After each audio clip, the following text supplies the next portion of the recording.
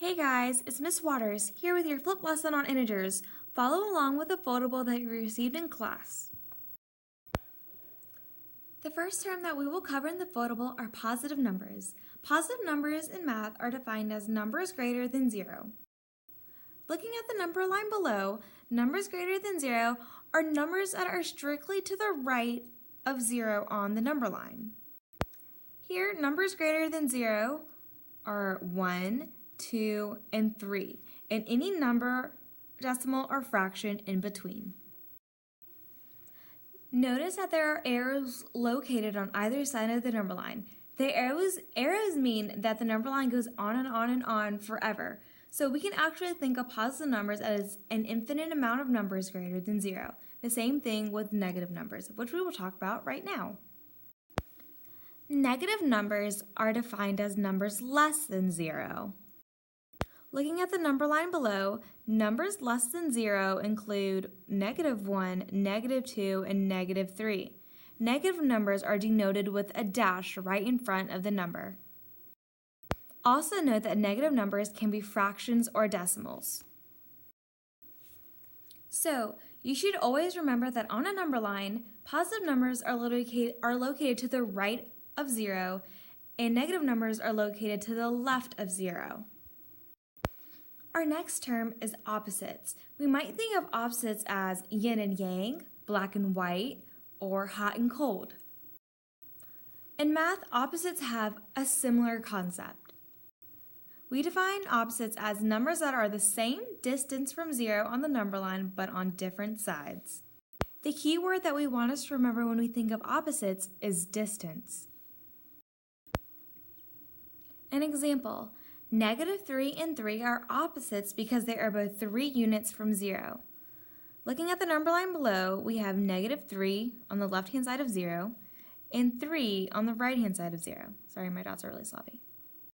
-3 and 3 are opposites because they are both 3 units from 0. By units, we mean the spaces in between the tick marks on the number line. So 1, 2, 3.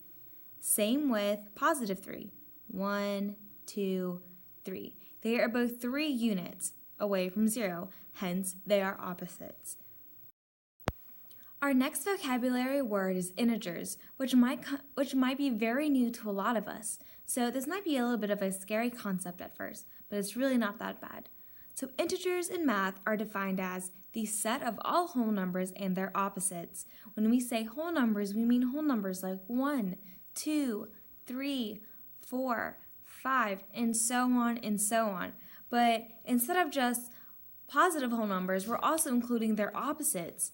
So we would include -4, -3, -2, -1. Positive and negative numbers are all integers. To note that integers have to be whole numbers. There can be absolutely no decimals or fractions. Now let's go on to the practice that's on the right-hand side of your foldable. Name the integer that meets the description. So for number 1, we want the opposite of 8.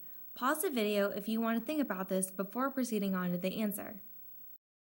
Whether you paused or not, the opposite of 8 is -8. Remember, 8 and -8 are the same units away from 0 on a number line. Number 2, the opposite of -3. The opposite of -3 is +13. -13 and 13 are both the same number of units from 0 on a number line. Number 3, we want to know an integer that's 7 units to the right of 0. Recall numbers that are located to the right of 0 are positive numbers. Hence, a number that has 7 units to the right would be positive, so our answer for number 3 would be 7. Number 4 is asking, what is the opposite of -4?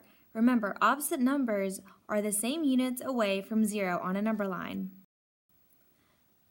Hence, we would get 4. Number 5, what is an integer that's 5 units to the left of 0? Well, if positive numbers are located to the right of 0, then we know that negative numbers are located to the left of 0. Counting 5 units, we would get, -5. Before we jump to the opposite of 2, look at the wording of the question. It's asking us for the opposite of 2. Working backwards, we would have the opposite of 2. Well, the opposite of 2 is negative 2. Well, what's the opposite of negative 2? Well, it's just 2. Hence, we would get 2 for our answer. Number 7, 10 units to the right of 0. Well, 10 units to the right of 0 would be a positive number, so we would get positive 10. This is similar to the problem before last. We want the opposite of the opposite. I like to work backwards. The opposite of negative 9 is 9. Well, the opposite of 9 is negative 9. Numbers 9 and 10 want us to graph the opposite of the number shown on each number line. For number 9, we have negative 2. So, we want something that is also 2 units away from 0. So, counting 1, 2 to make sure we have 2 units, let's go the other direction. 1, 2. Then we would arrive at positive 2. Number 10, we want to find the opposite of 5. So, counting 5 units from 0 the other direction, 1, 2, 3, 4, 5, we would end up at negative 5. And that's it for your foldable. Remember, with foldables, you want to cut with your scissors. So, cut each vocabulary word with its own little flap. The insides will have the definition, and then the right-hand side will have all the practice that we just did. That's it for the flip lesson. I'll see you guys on Monday.